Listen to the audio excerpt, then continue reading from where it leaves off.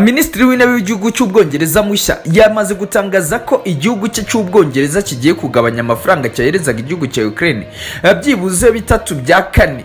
kandi bikaba bigomba gukorwa mu minsi iri imbere kugira ngo babanze kwiga neza amafaranga yose yagiye atangwa na Boris Johnson wahoze ari minisitiri w'intebe w'iki gihugu, ngo kuko harimo ibintu byinshi bidasobanutse kandi hagaragara neza ko zimwe mu nkunga zagombaga koherezwa mu gihugu cya Ukraine zitigeze zigerayo. Rero ngo bikaba bibaye ngombwa ko bagabanya bitatu bya kane by'amafaranga yahabwaga igihugu cya Ukraine mu kuba bakifasha kurwanya igihugu cy'Uburusiya cyabateye kuva mu kwa kabiri k'uyu mwaka kugeza aya magingo.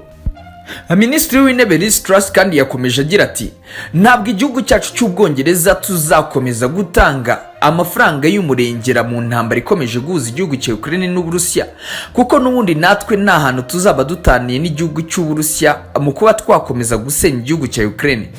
Turabizi neza ko batewe n'igihugu cy'Uburusiya kandi bafite uburyo bwo gukomeza kwirwanaho kugira bakomeze kurengera ubutaka bwabo, ariko nanone ntabwo numva ingingo habe na ntoya y'uburyo dukomeza gushora amamiliyoni n'amamiliyoni mu kugura intwaro kugira zikomeze kurwana n'Abarusiya, kuko izi ntwaro dukomeza kubahiriza n'ubundi zikomeza gusenya igihugu cyabo. Njyewe uyu ni umushinga ukomeye ngiye gutangiza, ndabizi neza ko izaba ari intambara ikomeye kumvisha inteko ishinga amategeko ko kuba twahagarika iyi nkunga twaherezaga igihugu cya Ukraine cyangwa tukayigabanya bikomeye, kubera ko batabyumva habe na gatoya. Ariko niba ari abantu bareba kure bashobora kubibona neza ko tutari gufasha igihugu cya Ukraine gukomeza kwiyubaka, ahubwo dukomeje kugifasha gusenyuka. Ese intambara iramutse irangiye n'ubundi bazakenera amafaranga menshi y'umurengera mu kuba basana ibikorwa byabo remezo. Rero niyo mpamvu mu bintu bishobora kuba byakorwa n'uburyo bw'ubwumvikane hagati y'igihugu cya Ukraine ndetse n'Uburusiya. Mwese mwarabibonye neza ko igihugu cy'Uburusiya cyamaze kwigarurira utundi duce dukomeye ku butaka bwa Ukraine, kandi biragoye cyane kuba twahakura Perezida Vladimir Putin yaramaze gutangaza ko utwo duce twabaye uduce tw'Uburusiya. Muramuzi neza ko byaba bisabye neza ko twinjira mu ntambara yeruye n'igihugu cy'Uburusiya, kandi ibyo ntago tugiye kubikora. Igisigaye rero ni inzira y'ibiganiro hagati y'igihugu cya Ukraine n'Uburusiya, bakanoza uburyo buzima bwo kuba bakumvikana, hanyuma twe tugafasha igihugu cya Ukraine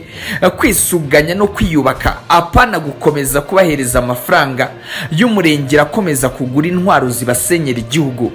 Bizi neza ko yari umushinga ukomeye, akaba ari n'intambara ikomeye yo gutuma bamwe mu bayobozi dufatanyije kuyobora igihugu cy'Ubwongereza bumva iyo ngingo, kuko bazumva neza ko ari ugushyigikira Perezida Vladimir Putin, ariko siko bimeze.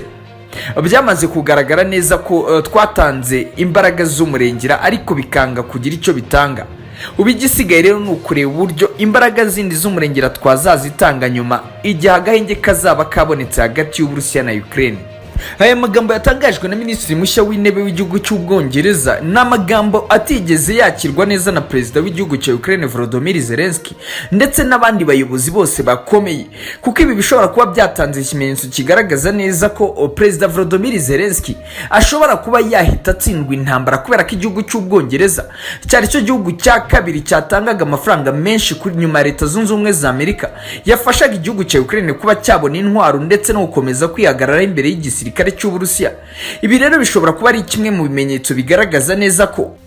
nyuma yaho Perezida Vladimir Putin amaze gufatira tuno duce tumwe two mu gihugu cya Ukraine, bishobora kuba byateza intambara hagati y'igihugu cy'Uburusiya n'ikindi gihugu icyo ari cyo cyose cyagerageza kwijandika mu ntambara kirwana n'igihugu cy'Uburusiya, bababuza gukomeza kugumana turiya duce bafashe. Akaba ari byo bishobora kuba bitumye minisitiri w'intebe w'igihugu cy'Ubwongereza Liz Truss atangira gufata umwanzuro w'uko bagabanya amafaranga bashoraga muri iyi ntambara mu rwego rwo gukomeza kwirinda umwuka mubi ukabije hagati y'igihugu cyiwe cy'Ubwongereza ndetse n'igihugu cy'Uburusiya. Ibi rero bishobora kuzatera intandaro ikomeye, cyangwa abasesenguzi benshi nk'uko babivuga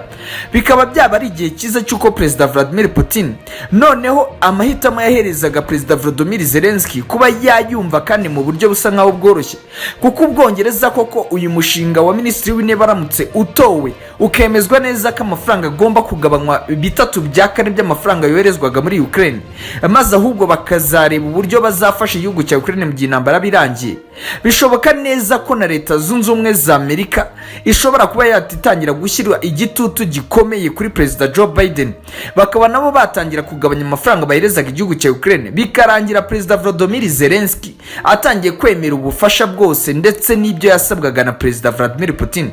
kuko byamaze kugaragara neza ko kuba bashora intambara ikomeye kuri Perezida Vladimir Putin mu buryo bweruye bidashoboka, kandi byakomeje kugorana kuba bakinjiza igihugu cya Ukraine mu masezerano yo kuba yaba umunyamuryango kimwe mu bihugu byo ku mugabane w'Uburayi. Ibyo rero bihita bigaragaza neza ishusho y'ahantu intambara ikomeje kwerekeza,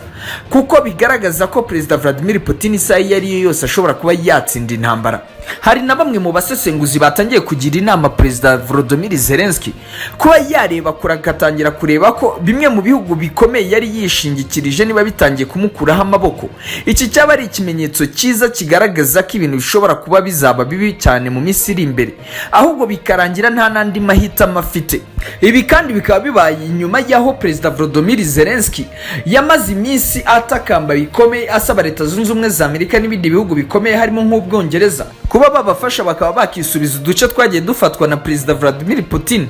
Gusa bikaba birangiye neza bigaragaza ko ibyo ategereje adashobora kuba yabibona vuba aha, kuko byanze bikunze Leta Zunze Ubumwe za Amerika nubwo yamaze kuvuga ko izakora igishoboka icyo ari cyo cyose, ariko Uburusiya ntibugumane turiya duce. Iki ni ikimenyetso gikomeye Ubwongereza bwaba butanze kandi bwaba busize neza igihugu cya Ukraine cyifashe mapfubyi.